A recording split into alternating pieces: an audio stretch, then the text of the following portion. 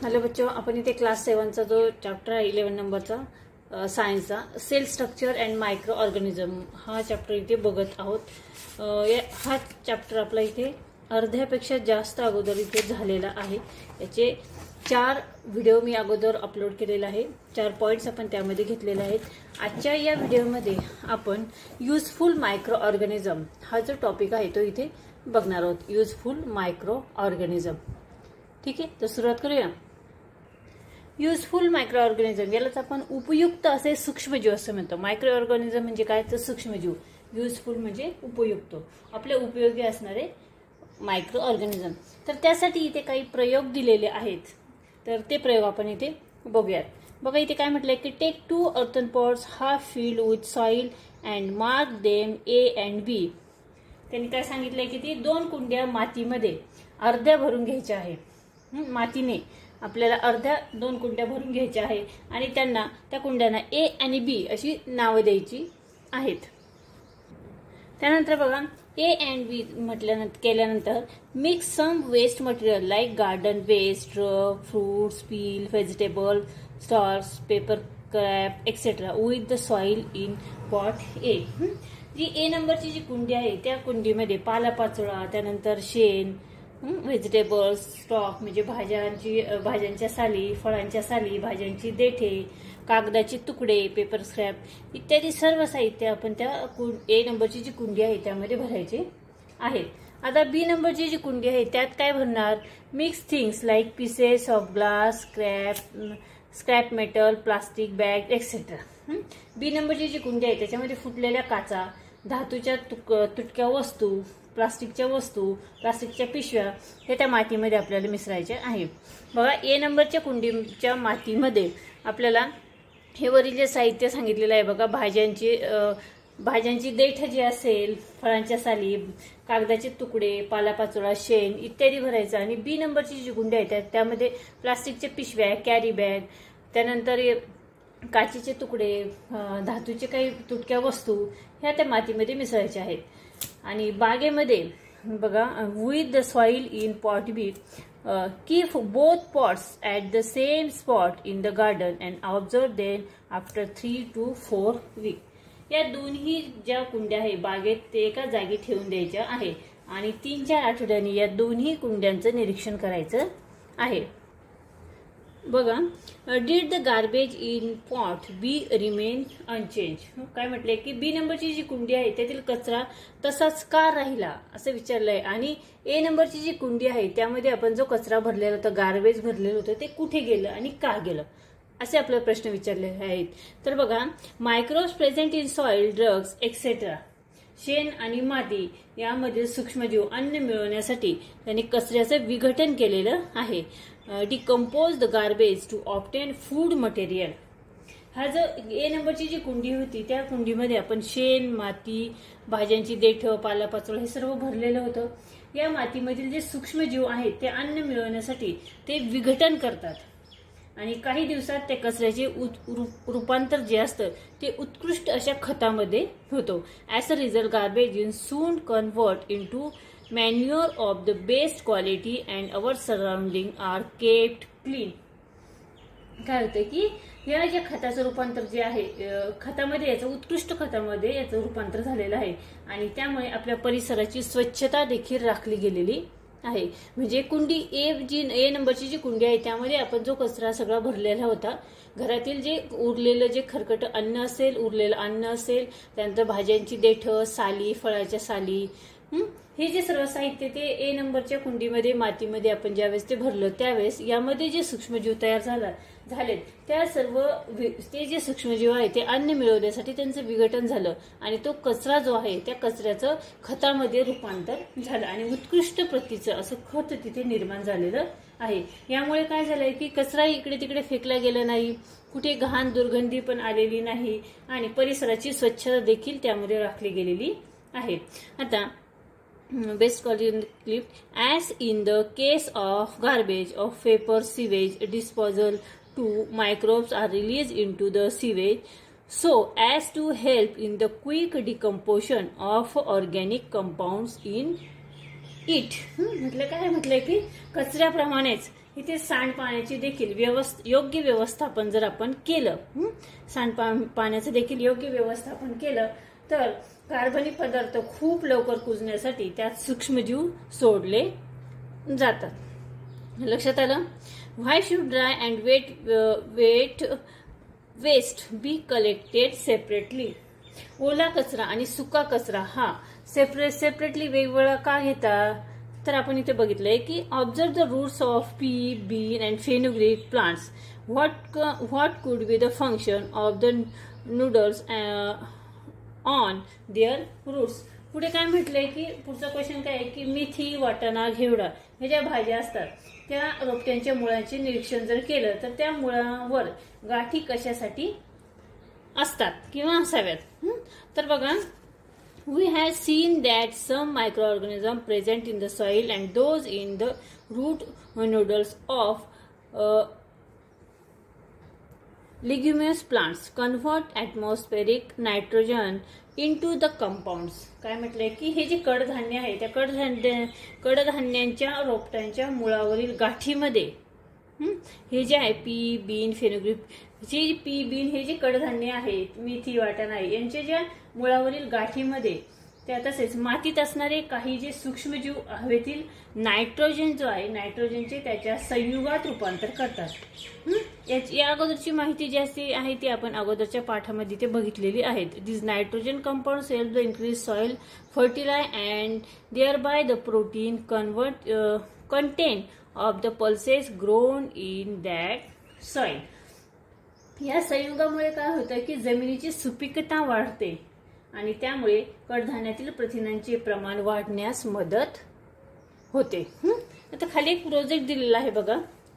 Visit the garbage depot near your village city. Find out the reason for burying the garbage in the large pits there. काय म्हटलंय की तुमचं गाव किंवा शहर जर असेल तर या शहराच्या बाहेर असणाऱ्या कचरा डेपोला भेट द्या म्हटलंय आणि मोठमोठ्या खड्ड्यामध्ये कचरा गाडण्यामागचे त्यांचे तत्वज्ञान काय आहे, त्यांचं तत्व काय आहे ते शोधायला इथे सांगितलेलं आहे. ठीक आहे, तर अशा पद्धतीने आपण हे कचरा व्यवस्थापन ह्याचा जो प्रयोग आहे तो इथे बघितलेला आहे. पुढचं बघूया बघा. What does your mother do to make yoghurt from milk? आई दुधापासून दही बनवताना काय करते? तर बघा, आणि त्या दह्याचा आपण वापर कशासाठी करतो, दही चांगलं असतं का, हे सर्व प्रश्नांची उत्तर आपण इथे बघणार आहोत. If a few drops of yoghurt और buttermilk are mix with the lukewarm milk and it is kept at the temperature for 8 to 10 hours. Microbes present in the drops of yogurt quickly multiply and milk gets converted into yogurt. त्यांनी काय म्हटलं की कोमट दुधामध्ये दही किंवा ताकाचे काही थेंब टाकायचे आहे आणि 8 ते 10 तास उबदार ठिकाणी आपल्याला हे ठेवायचे आहे. आणि हे ठेवल्यास दह्यामधील जे सूक्ष्मजीव असतात त्या सूक्ष्मजीवांची भरभराटीने वाढ होते, पटपट पटपट त्याची वाढ होते आणि त्या दुधाचे दह्यामध्ये रूपांतर होते. Microbes are the useful for producing milk products like butter, buttermilk, cheese and etcetera. ताक, लोणी आणि चीज व इतर दुग्धजन्य ज्या पदार्थांची निर्मिती जी आहे ती करण्यास अशा प्रकारचे सूक्ष्मजीव असतात ते आपल्याला उपयुक्त ठरतात. आता पुढे बघा, फर्मेंटेशन. फर्मेंटेशन म्हणजे काय, तर त्याला मराठीमध्ये किण्वन असे म्हणतात. किण्वन, the chemical process of conversation of one type of carbon compound into another type of carbon compound by the action of micro organism is called fermentation. म्हणजे काय बघा, सूक्ष्मजीवांची जी क्रिया घडते त्या क्रियेमुळे काही कार्बनी पदार्थाचे दुसऱ्या कार्बनी पदार्थात रूपांतर होण्याच्या रासायनिक प्रक्रियेला फर्मेंटेशन असे म्हटले जाते. बघा, याला फर्मेंटेशन, यालाच आपण आंबणे किंवा कुजणे देखील म्हणतो. आंबवणे, आंबणे, कुजणे. या क्रियेमध्ये उष्णता निर्माण होते आणि कार्बन डायऑक्साईड व इतर वायू तयार होतात. बघा, heat is generated in this process and carbon dioxide and some other gases are release. म्हणजे त्यामध्ये उष्णता निर्माण होते आणि कार्बन डायऑक्साईड सारखे वायू त्यामध्ये निर्माण होतात. हे जे वायू असतात these gases cause an increase in volume. Example, bread, dough and idli batter are seen to rise. हे बघा, हे जे वायू असतात हे पदार्थाचे आकारमान वाढवतात. उदाहरणार्थ पाव, इडली, त्यानंतर पाव इडली जे आपण तयार करतो त्याचं जे पीठ असतं ते पीठ फुगतं. म्हणजे हे वायू बाहेर पडताना आपल्याला फसफसताना दिसतात. Batter drug batter in rice. This process fermentation is use for making yoghurt from milk. म्हणजेच दुधाचे दही बनवणे, फळे व धान्यांपासून अल्कोहोल तयार करणे, पिठापासून पाव बनवणे, तसे ॲसेटिक मिल्क, सायट्रिक आम्ल, लॅक्टिक आम्ल, जीवनसत्वे व प्रतिजैविक यांच्या निर्मितीमध्ये किण्वन प्रक्रियेचा उपयोग केला जातो. म्हणजे फर्मेंटेशनचा वापर केला जातो. The process of fermentation is use for making yoghurt of milk. दुधापासून दही तयार करणे. Producing alcohol from grains and fruits. म्हणजे फळं आणि धान्य यांच्यापासून अल्कोहोल तयार करणे. त्यानंतर bread for flour as well as production of acetic acid. बघा, ते पिठापासून पाव बनवणे आणि ॲसिडिक ॲसिड आहे, सायट्रिक आम्ल आहे, लॅक्टिक आम्ल आहे, लॅक्टिक ॲसिड आहे. बघा, सायट्रिक ॲसिड, लॅक्टिक ॲसिड आणि विटॅमिन्स, अँटीबायोटिक्स एक्सेट्रा. या सर्वांच्या निर्मितीमध्ये तयार करण्यामध्ये फर्मेंटेशनचा फार उपयोग केला जातो. म्हणजेच यालाच आपण किण्वन किंवा कुजणे किंवा फुगणे, आंबणे असं देखील म्हणतो. पुढे बघा, why is the yogurt mixed in the batter or drug for making रवा इडली, भटुरे अँड नान. रवा इडली, भटुरे अँड नान यामध्ये देखील दही का घालतात? कारण ती रवा इडली आणि भटुरे नान हे जे बनवतात त्यावेळेस ते व्यवस्थित फसफसल्याशिवाय ते व्यवस्थित तयार होत नाही. त्याचं पीठ व्यवस्थित भिजल्याशिवाय, फसफसल्याशिवाय आपली रवा इडली किंवा भटुरे नान हे तयार होत नाही. How do preparation like yoghurt, idli, dosa become easy to digest. दही, इडली आणि डोसा हे पदार्थ पचण्यास हलके कसे बनतात?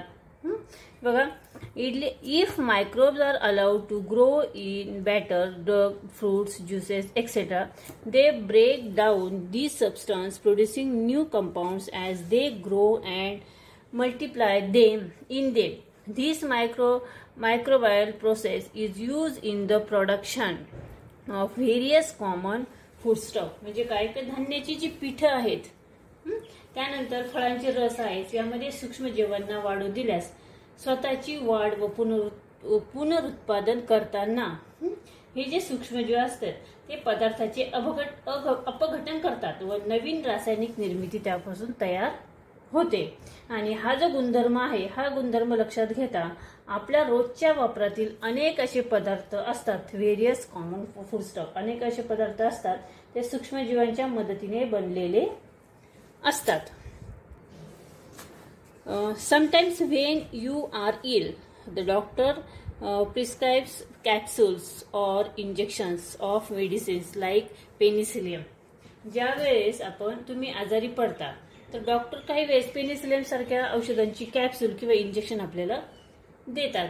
अशी जी विशिष्ट प्रकारची जी औषधे असतात, these types of medicine destroy the pathogens and retard their growth. ही जी औषधं असतात ती औषधं शरीरातील रोग जंतूंचा नाश करतात व त्यांची वाढ रोखतात.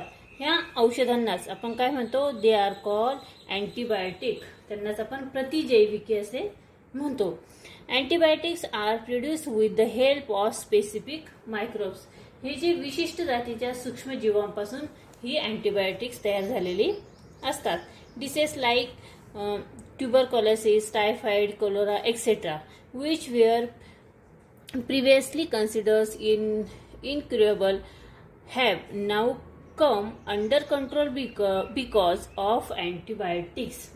जी पूर्वी जी असाध्य असणारे जे रोग होते, टायफॉइड सारखे, नंतर क्षय, ट्युबरक्युलोसिस म्हणजे क्षय, नंतर कॉलरा असे जे रोग होते ते रोग आता याच्या जे अँटीबायोटिक आहे म्हणजे प्रतिजैविक आहे त्यामुळे ते लवकर आटोक्यात आलेले आहेत. Domestic animals too can be protected from various diseases by mixing antibiotics with their food. Plants disease can also be controlled with the help of antibiotics.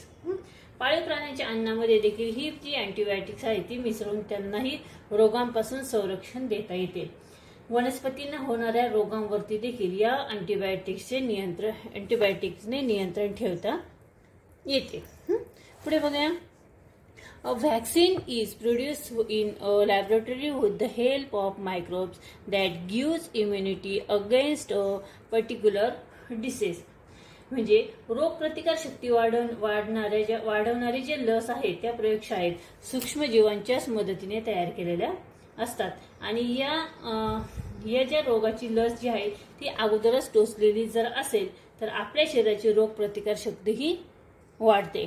If we have the vaccines against any disease our immunity example बघिते resistance of that disease increases so that the possibility of contracting that disease is generally reduce. म्हणजे काय, कातडी कमावणे, घायपातापासून धागे मिळवणे या प्रक्रियांमध्ये देखील याचा उपयोग होतो. आणि आपल्या शरीराची रोगप्रतिकार क्षमता जी असते ती आपण अगोदरच जर लस घेतली तर त्यामुळे ती वाढते आणि आपल्याला तो रोग बरा होण्यास त्याची मदत होते. इथे काय म्हटलंय की कातडी कमावणे आणि घायपातापासून या प्रक्रियेमध्ये देखील सूक्ष्मजीवाचा उपयोग केला जातो. म्हणजे micro also use to process of tanning of skin, त्यानंतर production of ropes and string from agave. Some microbes use oil for their growth. काही जे सूक्ष्मजीव असतात ते तेलावरती वाढतात. Such microbes are use to clean a layer of oil floating on the surface of an ocean or lake formed due to a leak or a spill to clear on a oil slick. आता हे जे सूक्ष्मजीव आहे त्यांच्या मदतीने समुद्रामध्ये तेल गळती जर झाली तर त्या तेल गळतीमुळे आलेला जो तेलाचा जो तवंग असतो, वरती आलेला तवंग असतो, तो काढून पाणी स्वच्छ केले जाते. From waste human urine and faeces, waste, garbage, etc. is collected and used in the biogas plant to produce biogas and fertilizers. शेतातील जे पालापाचोळा जो आहे, कचरा जो आहे, मानवी मलमूत्र जे आहे आणि घरातील जो ओला कचरा आहे तो एकत्र करून बायोगॅसची निर्मिती केली जाते. बायोगॅस संयंत्राच्या माध्यमातून जैववायू व खत निर्मिती देखील केली जाते. तर ठीक आहे, अशा पद्धतीने आपण आजच्या या व्हिडिओमध्ये युजफुल मायक्रो ऑर्गॅनिझम हा टॉपिक इथे बघितलेला आहे. आय होप तो तुम्हाला नक्की समजला असेल. हा व्हिडिओ जर तुम्हाला समजला, आवडला तर या व्हिडिओला तुम्ही नक्की लाईक करा, शेअर करा आणि चॅनलवर नवीन असेल तर चॅनल सबस्क्राईब करा. व्हिडिओ बघितल्याबद्दल धन्यवाद.